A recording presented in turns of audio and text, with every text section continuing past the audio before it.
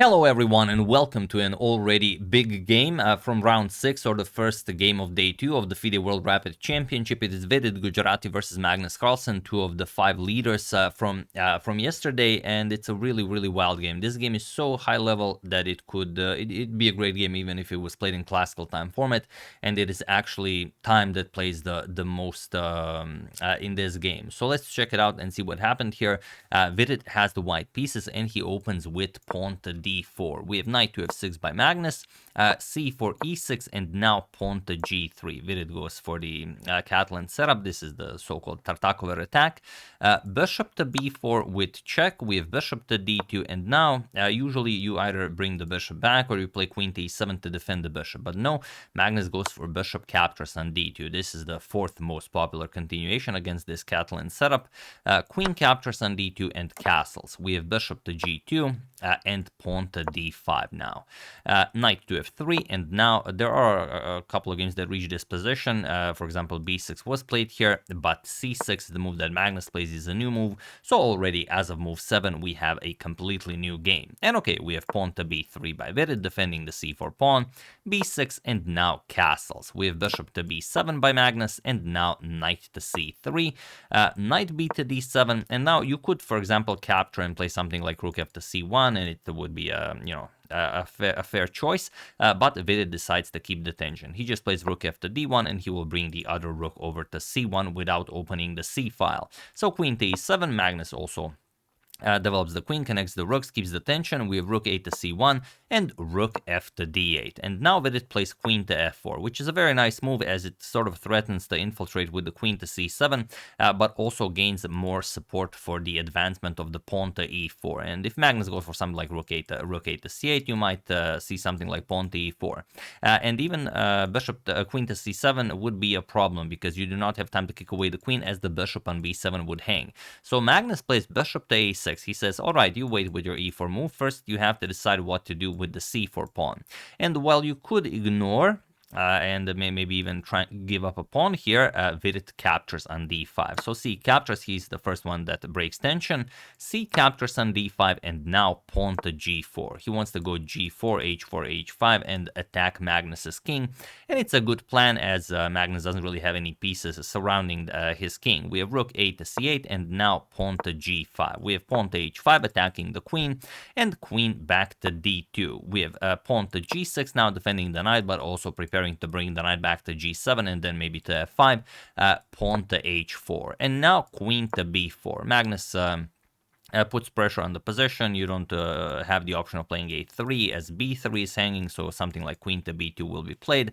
And also if the position clears up, also that e2 pawn might be a problem. So you have to deal with all of this, and Vidit plays pawn to e3. And okay, knight to g7, Magnus wants to get the knight here, so bishop to h3, stopping that. We have rook to c7, now Magnus shifts the attention of the rooks to the c file, and queen to b2. Vidit has to figure out a way on how to unpin here, rook d to c8, and now knight to b1. You could also go for something like a3 followed by knight to a2 to trade off the rooks along the c file, but he goes for the immediate knight to b1. And okay, knight to e8, Magnus wants to get his knight to the d6 square. From there he will have the option of going knight e4, rook captures on c7, rook captures, and now rook to c1. Vidit wants to trade the other pair of rooks as well, and Magnus says, okay, queen to d6, we have rook captures, and now queen captures on c7. Queen to a3, and you can see by the time on the clock, Vidit has 5 minutes and 31 seconds on the clock, Magnus has 5 minutes and 44 seconds on the clock, and you do get that 10-second increment for each move. But here, after queen to a3, Vidit will spend a bit more time. We have bishop to e2 now as the bishop is attacked, going after the knight on f3, knight b to d2 defending, and now knight to d6 by Magnus. We have bishop to f1, offering further trades, and Magnus goes for it. We have bishop captures, king captures, and now knight to f5. And now the h4 pawn is a problem for Vidit. The knight always has to remain on f3 to defend it. We have king to e2, and now pawn to h5. Now Vidit has to decide whether to capture this en passant or not. He decides to capture. It's probably best not to do it, but you'd have to invest more time in figuring out other moves. And now Magnus goes knight to f6. He will capture the pawn eventually, no rush there. We have queen to a4, now putting some pressure on this long diagonal, and also asking Magnus, what do you do here? So here Magnus just captures back, knight to e5, and now knight back to f5, putting pressure on the h5 pawn once again, and now queen to c6, offering a queen trade, and if the trade happens, then Vidit will also have pressure on the a7 pawn. So Vidit trying to trade off the h pawn for the a7 pawn, but Magnus says not so quick. He decides to trade, but he does play pawn to a5 with Vidit's pawn on h4 still hanging.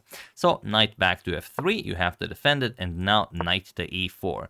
So the problem for Vidit is that he constantly has this h4 weakness that he has to worry about, and also the pawn on a2 might be somewhat weak, as now knight to c3 check will pick it up. So he has to play a4, and now Magnus plays king f8. He starts bringing the king into the game.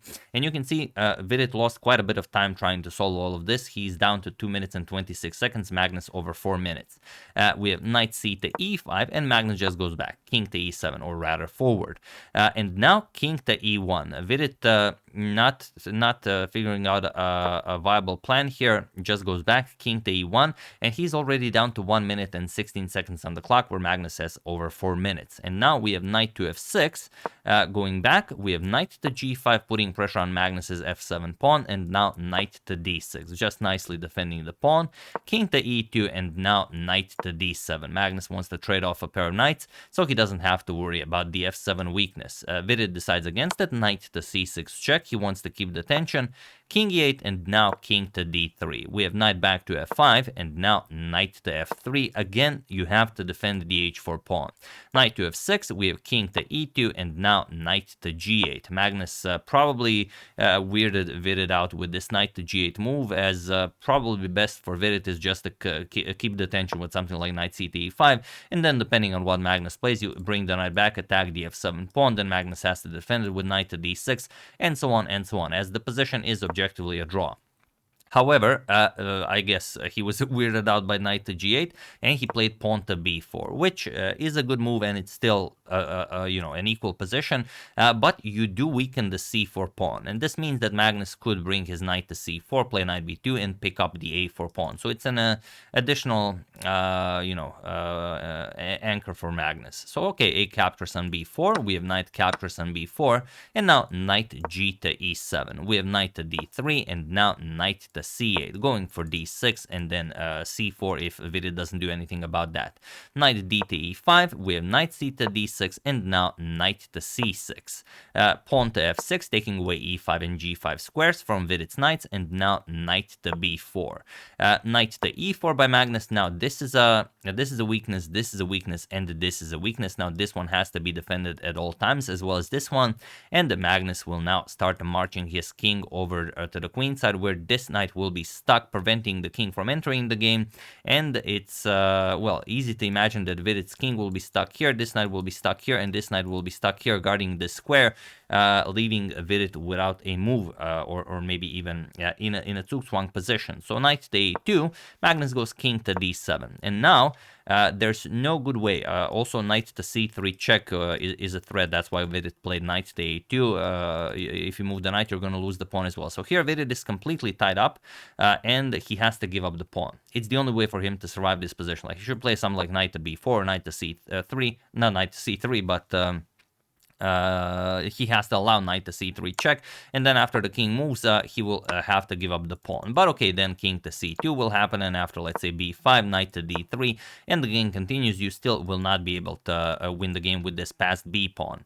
However, he played knight to d2, offered a trade of knights, and now the position is winning for Magnus with only one knight on the board, one pair of knights. So knight captures, king captures, and knight captures on h4, and it seems like, okay, you gave up only one pawn, surely you can hold this to a draw, but no, you're still going to lose the a4 pawn, so it was better to give up the a4 pawn right away. Knight to b4 by Vidit, now comes knight to f5, we have knight to d3, and now pawn to g5. King to c3, now comes king to c6. Of course, the king is now going this way, king to d2, and now knight to d6, preparing to bring the knight to c4 or e4 with check if needed.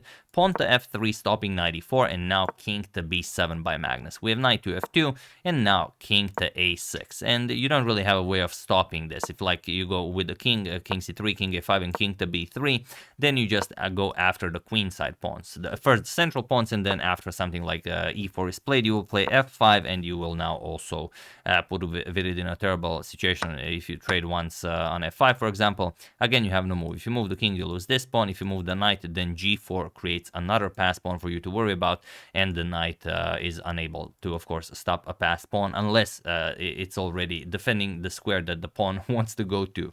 So after king a6, pawn to e4 was played by Vidit right away, but now d captures on e4, f captures, and king to a5. Magnus goes after the pawn, king d3, king captures on a4, and now pawn to e5, but Magnus just happily trades. He's up 2 pawns, knight to f7 going after the e5 pawn. We have king to d4 defending, and now knight to d8, just guarding the e6 pawn. And Vidit does go knight to e4 to attack the pawn, but as we already said, the knight will have little luck stopping the passed pawn. We have king to e3, now pawn to b5. There are too many weaknesses here. King to f4, pawn to b4. Vidit does eliminate the g pawn, but the pawn already comes to b3.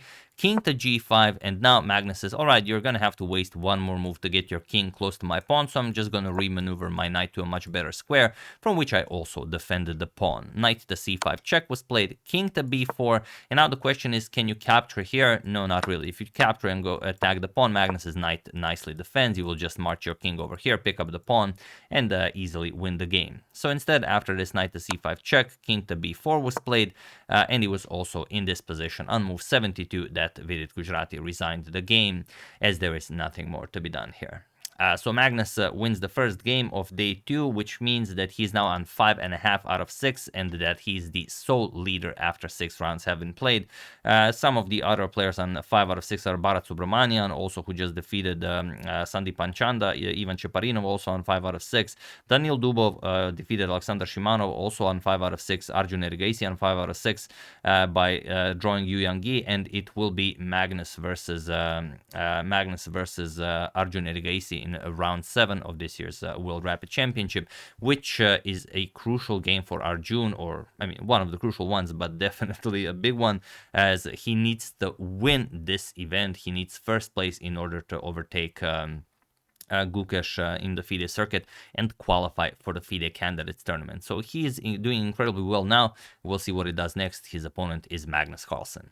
So yeah, that's the game. Hope you guys enjoyed it. I would like to thank Seidu Dia, Isaac Davis, Martin Georg Paparik, Carlos Rudy, and Timothy Rosen for your contribution to my channel. Thank you a lot. I really appreciate it. As usual, you can check 2 of my previous videos here. Thank you all for watching, and I will see you soon, continuing the coverage of this event until it finishes. So thank you all. I will see you soon, and have an excellent rest of your day.